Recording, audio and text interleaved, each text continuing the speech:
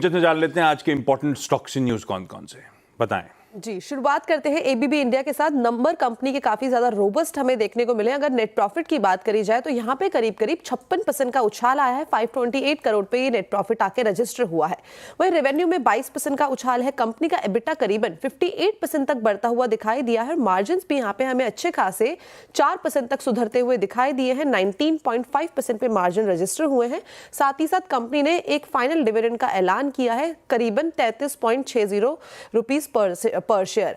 भारतीय एयरटेल को आज आपको अपने फोकस में रखना होगा, बिकॉज यहाँ पे एक बड़ी ब्लॉक डील संभव है। अगर फ्लोर प्राइस की बात करी जाए तो वो है 1658 रुपीज पर शेयर, यानी कि जो इस टाइम पे करंट मार्केट प्राइस है वहां से 1% डिस्काउंट पे बड़ी ब्लॉक डील हो सकती है। बेसिकली जो इनके प्रमोटर एंटिटी है इंडियन कॉन्टिनेंट इन्वेस्टमेंट, ये यहाँ से करीबन 0.8% का स्टेक बेच सकते हैं वाया ब्लॉक डील, और ब्रोकर ऑफ द डील है यहाँ पे जेफरीज।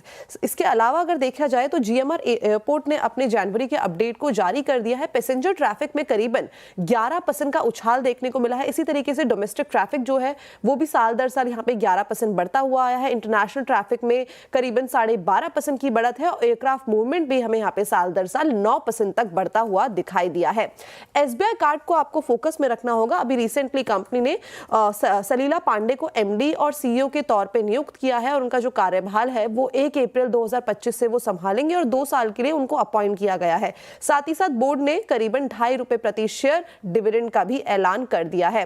पेटीएम ने बेसिकली एसबीआई म्यूचुअल फंड ने जो जन निवेश स्कीम है उसमें 250 एसआईपी लॉन्च की है, और जो एसआईपी पार्टनर है वो उनका है पेटीएम, और इस स्कीम के जरिए बेसिकली वो ज्यादा लोगों तक जुड़ना चाहते हैं और अपने प्लान्स की तरफ और भी लोगों को अट्रैक्ट करना चाहते हैं। वेदांता, आज इनकी एक शेयर होल्डर मीट है जहां पे वो काफी लंबे टाइम से बात चल रही थी कंपनी के डीमर्जर को लेके कि 5 डिफरेंट एंटिटी में इसको डिवाइड किया जाएगा। हो सकता है उसके ऊपर भी आज हमें कोई फैसला आता हुआ दिखाई दे। पावर ग्रिड को आपको फोकस में रखना होगा, बिकॉज यहाँ पे इंटरस्टेट ट्रांसमिशन सिस्टम के लिए कंपनी ने 2 बिड्स को जीत लिया है।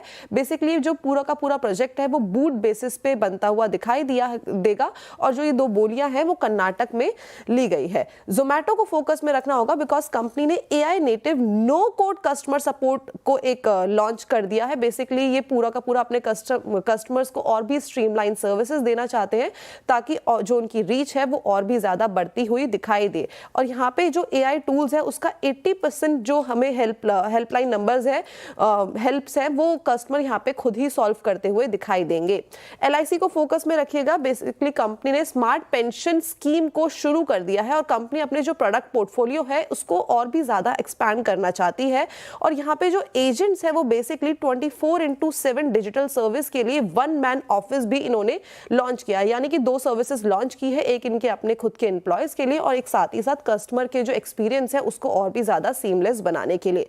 दीपक फर्टिलाइजर, बिकॉज यहाँ पे प्लैटिनम ब्लास्टिंग में जो बाकी की हिस्सेदारी है वो कंपनी खरीदने वाली है। इसकी जो बेसिकली सब्सिडरी है दीपक माइनिंग सॉल्यूशन, उसमें ये पूरा का पूरा हमें जो डील है वो होती हुई दिखाई देगी, यानी कि अभी जो उनकी परसेंटेज है वो है 65% की, और ये जो डील हो जाती है तो इससे ये बढ़ के हो जाएगी 85% की।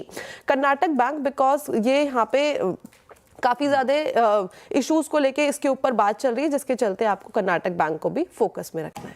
रखिए।